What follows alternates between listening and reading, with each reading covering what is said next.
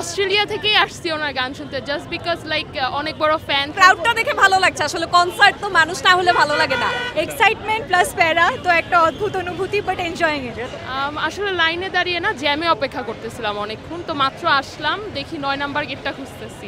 আমি তো অস্ট্রেলিয়া থেকেই আসছি ওনার গান শুনতে, জাস্ট বিকজ লাইক অনেক বড় ফ্যান, সবসময় ওনার গান শোনা হয়, আর এত দূর থেকে এসেছি। জাস্ট গতবার আমি মিস করেছিলাম কনসার্টটা, এইবার যাবো না। ভাই আমার গলা খুবই বাজে, আমি কোনো গান গাবো না এখন। এমনি লাইক অনেক হার্ট টাচিং, আমার অনেক ভালো লাগে, কাম সুদিং গানগুলো অনেক ভালো লাগে।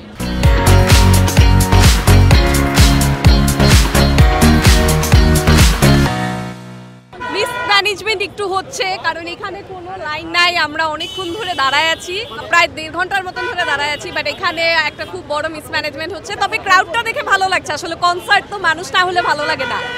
তো আশা করছি যে খুব ভালো একটা সন্ধ্যা কাটবে, দেখা যাক।